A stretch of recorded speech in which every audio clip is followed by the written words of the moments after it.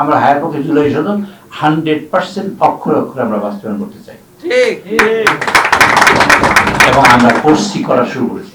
কিন্তু তারা সেই জুলাই সনদ বাস্তবায়ন চায় না। ভাইবটা তুলেছে বিএনপি জুলাই সনদের বিপক্ষে, ঠিক কিনা বলেন? জুলাই সনদের বিপক্ষে বিএনপি, জুলাই সনদের বিপক্ষে বিএনপি না।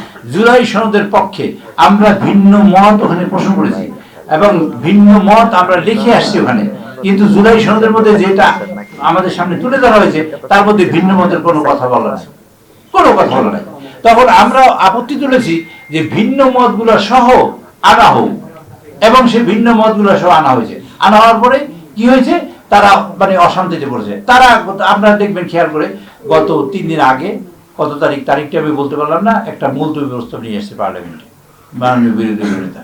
মুলতবি প্রস্তাবটা আনার পরে তারা বলছে কি, আমরা আদেশ জুলাই, কিন্তু একটা অর্ডার আছে, সেই অর্ডারটা বাস্তবায়ন করা হোক। জুলাইয়ের অর্ডার যেটা দিছে সংবিধানের 93 নম্বর অনুচ্ছেদ, যে আপনারা বলেন, আমি একটু বলে রাখলাম আপনাদের রেকর্ডের জন্য, আপনারা জানেন সংবিধানে কোনো অর্ডার, এটা কোনো মানে ইয়ে না, এটা যে অর্ডারটার জন্য তারা মন্তব্য প্রস্তাব আছে সেটা কোনো অধ্যাদেশ না, সেটা কোনো আইন না, সেটা সংবিধান সম্মত নয় এবং কোনো কিছুই না। তার একটা, এবং এটা কোনো কিছু হবে না বলে আমরা এটির বিরোধিতা করেছি। আমরা এই জন্য আরেকটা মন্তব্য প্রস্তাব নিয়ে এসেছি যে কোন প্রক্রিয়া আমরা জুলাই সনদ বাস্তবায়ন করবো, এই জন্য মন্তব্য প্রস্তাব আছে। আগামী রোববার এটা আলোচনা হবে ইনশাআল্লাহ। RICL TMX, যুগের পর যুগ স্থাপনা থাকে মজবুত। নেতৃবৃন্দ যেভাবে চাইছেন সেভাবে কোনো দিকে কোনো কিছুতে পড়ে না বলেই সেটা আমরা বিরোধিতা করি।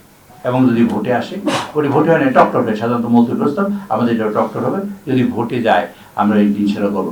আমাদের মানুষ ওখানে লেখাই আছে, পরিষ্কার করে লেখা আছে, যে দল এই জুলাই সনদের মানে সব মিলিয়ে কথা হলো সবকিছু সরকারে বসবে, তাদের মানে তারাই এটা বাস্তবায়ন করবে, যারা বসবে তারা বাস্তবায়ন করবে তাদের মতো করে, এটা লেখা আছে ওখানে। এইটাই হলো লেখা। এই লেখা অনুযায়ী আমরা বলছি, আমরা যেভাবে বসছি, এই দেশের প্রায় 55% মানুষ ভোট দিয়ে আমাদের গভর্নমেন্টে বসিয়েছে। আপনারা বলতে পারেন এটা 51% দিলে আমরা 4% পাইলেন কোথায়? এটা কিন্তু আমাদের 51% ভোট দিয়েছে, আমরা 4% পেয়েছি। আমাদের স্বতন্ত্র সদস্যরা, আমাদের বিদ্রোহী প্রার্থীরা বিদ্রোহ হয়ে ওখানে গিয়েছে, আমরা তো তাদের আমাদের কাছে ধরি সাধারণত মনে হয়। এতে 55% ভোটের মানুষ সমর্থন করে আমাদের বসিয়েছে আমাদের ইশতেহার বাস্তবায়নের জন্য, বসিয়েছে আমরা যেভাবে চাই দেশে গণতন্ত্র প্রতিষ্ঠার জন্য, বসিয়েছে দুর্নীতির বিরুদ্ধে আমরা যে জিহাদ ঘোষণা করছি, জিরো টলারেন্সের তারিখ সাহেব ঘোষণা করছেন, তা বাস্তবায়নের জন্য এই কার্যক্রম। সেই জন্য তো আমরা আমাদের প্রক্রিয়া বাস্তবায়ন করবো, করার পরে এই দেশের মানুষ সুকল্প করবে। তার জন্য হাজার হাজার প্রোগ্রাম তারেক রহমান সাহেবের আছে এবং সেগুলো সব বাস্তবায়ন করবে। এটাই স্বাধীনতা, এটাই স্বাধীনতার সুফল। আমার স্বাধীনতা কি? আমি রিক্সা চালক, আমার কি স্বাধীনতা? আমার রিক্সার টায়ার যাতে ঠিক থাকে, আমার স্পোক যাতে নষ্ট না হয়, এটাই আমার স্বাধীনতা।